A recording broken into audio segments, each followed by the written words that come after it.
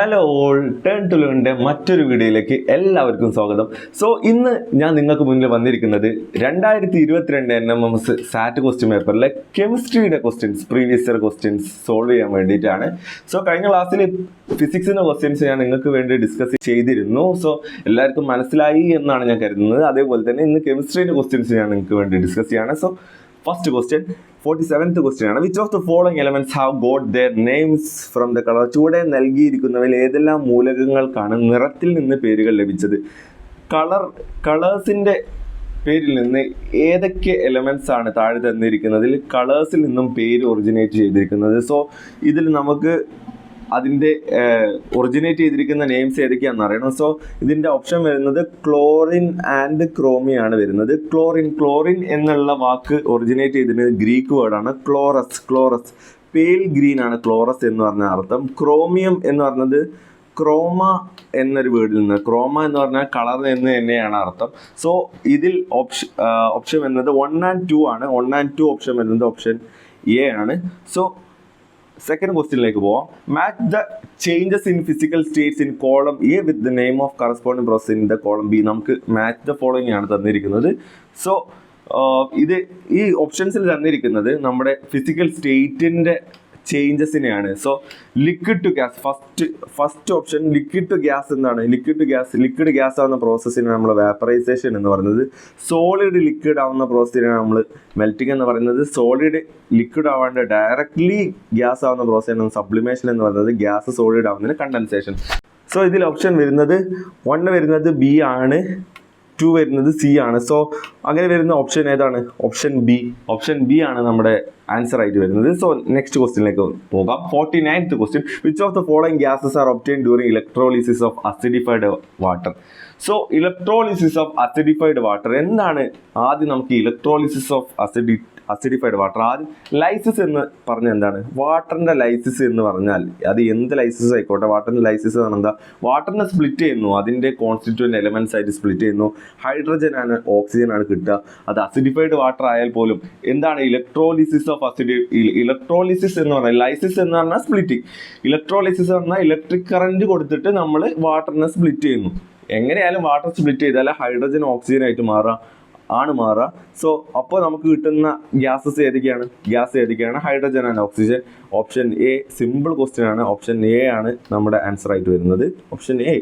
So next ക്വസ്റ്റ്യനിലേക്ക് പോകാം. 50th question. Which of the following is not a metal? താഴെ തന്നിരിക്കുന്നതിൽ മെറ്റൽ അല്ലാത്ത ഏതാണ്? പൊട്ടാസ്യം മെറ്റലാണ്. ഒരു ആൽക്കലി മെറ്റലാണ്. Magnesium alkali മെറ്റലാണ്.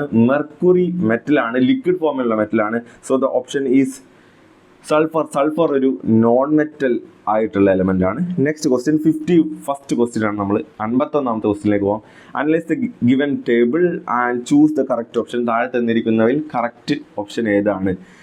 നമുക്ക് ഇതിൽ കുറേ ഓപ്ഷൻസ് PQR എന്ന്, അതായത് ലിറ്റ്മസ് പേപ്പർ ആണ്. ലിറ്റ്മസ് പേപ്പറിന്റെ ക്വസ്റ്റ്യൻ ആണ് തന്നിരിക്കുന്നത്. ലിറ്റ്മസ് പേപ്പർ നമുക്ക് അറിയാം, ആസിഡ് ആണെങ്കിൽ ബ്ലൂ ലിറ്റ്മസ് എന്ത് ചെയ്യും മക്കളെ?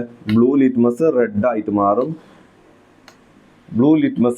മാറും. ബേസ് ആണെങ്കിൽ റെഡ് ലിറ്റ്മസ് ബ്ലൂ ആയിട്ട് മാറും. ഓക്കെ, സോ ഇത് വെച്ചിട്ട് നമുക്ക് ഈ ക്വസ്റ്റ്യൻ സോൾവ് ചെയ്യാം. സോ നമുക്ക് ഇതിലേക്ക് നോക്കുമ്പോൾ സബ്സ്റ്റൻസ് ബി ബ്ലൂ ലിറ്റ്മസ് വെക്കുമ്പോൾ പി എന്താവുന്നുണ്ട്? റെഡ് ആവുന്നത്. അപ്പോൾ നമുക്കറിയാം പി എന്താണ്? പി ഒരു ആസിഡാണ്. പി ആസിഡാണ്. സബ്സ്റ്റൻസ് ക്യൂ ബ്ലൂ ലിറ്റ്മസ് വെക്കുമ്പോൾ നോ ചേഞ്ച് ആണ്. റെഡ് ലിറ്റ്മസ് വെക്കുമ്പോൾ ബ്ലൂ ആവുന്നുണ്ട്. അപ്പോൾ ഇതെന്താണ്? ബേസ് ആണ്. 6 ബ്ലൂ ലിറ്റ്മസ് വെച്ചാലും റെഡ് ലിറ്റ്മസ് വെച്ചാലും ഒരു ചേഞ്ചും ഇല്ല, അതൊരു ന്യൂട്രൽ സബ്സ്റ്റൻസ് ആണ്. അപ്പോൾ ഇതിൽ ഏതാ ഓപ്ഷൻ വരുന്നത്? P is acidic, Q is alkaline, while R is neutral. Option C ആണ് വരുന്നത്. ഓപ്ഷൻ സി ആണ് നമുക്ക് ആൻസർ ആയിട്ട് വരുന്നത്. നെക്സ്റ്റ് ക്വസ്റ്റ്യനിലേക്ക് പോവാം. Analyse the following statement. ഒരു അസർഷൻ ആൻഡ് റീസണിങ് ക്വസ്റ്റ്യൻ ആണ്. സോ ഇതിൽ 2 സ്റ്റേറ്റ്മെന്റ് തന്നിരിക്കുന്നത്. An atom is the smallest particle in which that has the properties of the element. ഒരു ആറ്റം എന്ന് പറയുന്നത് ഒരു എലമെന്റിന്റെ ഏറ്റവും സ്മോളസ്റ്റ് പാർട്ടിക്കിളാണ്, അതിന് ആ എലമെന്റിന്റെ അതേ ക്യാരക്ടറിസ്റ്റിക്സ് ഉണ്ടാവും. വളരെ കറക്റ്റ് ആയിട്ടുള്ള സ്റ്റേറ്റ്മെന്റ് ആണ്. So statement 1 is correct. Statement 2, molecules are formed by the combination of 2 or more atoms. 2 atoms കൂടി ചേർന്നിട്ടാണ് മോളിക്യൂൾസ് ഉണ്ടാവുന്നത് എന്ന് പറയുന്നത്. അതൊക്കെ സിമ്പിൾ ആയിട്ടുള്ള കാര്യങ്ങളാണ്, ശരിയല്ലേ? 2 സ്റ്റേറ്റ്മെന്റ് ശരിയാണ്. പക്ഷെ അത് അതിന്റെ റീസൺ ആണ്. സ്റ്റേറ്റ്മെന്റ് 1ന്റെ റീസൺ ആണ് സ്റ്റേറ്റ്മെന്റ് 2. രണ്ടും 2 സെപ്പറേറ്റ് ആയിട്ടുള്ള സ്റ്റേറ്റ്മെന്റ് ആണ്, 2 കറക്റ്റ് ആയിട്ടുള്ള സ്റ്റേറ്റ്മെന്റ് ആണ്. പക്ഷെ ആ സ്റ്റേറ്റ്മെന്റ് 1ന്റെ റീസൺ അല്ല statement 2. So the both statements are correct, but the statement 2 is not the correct explanation of statement 2. Option B ആണ് വരുന്നത്. 53rd ക്വസ്റ്റ്യൻ, 53ാമത്തെ ക്വസ്റ്റ്യൻ ആണ്. Which of the following substance can be used to test the presence of carbon dioxide in excel? നമ്മൾ പുറത്തേക്ക് വിടുന്ന എയറിൽ carbon dye ഓക്സൈഡിന്റെ presence ഉണ്ടോ എന്ന് അളക്കാൻ നമ്മൾ ഉപയോഗിക്കുന്ന സബ്സ്റ്റൻസ് ഏതാണെന്നാണ് ചോദിച്ചിട്ടുള്ളത്. സോ ഇതിൽ നമുക്കറിയാം, നമ്മൾ പഠിച്ചിട്ടുണ്ട് കാൽഷ്യം ഹൈഡ്രോക്സൈഡ് ആണ് നമ്മൾ എക്സൈൽ ചെയ്യുന്ന എയറിൽ കാർബൺ ഡൈ ഓക്സൈഡിന്റെ പ്രസൻസ് ഉണ്ടോ എന്ന് നോക്കാൻ ഉപയോഗിക്കുന്ന സബ്സ്റ്റൻസ്.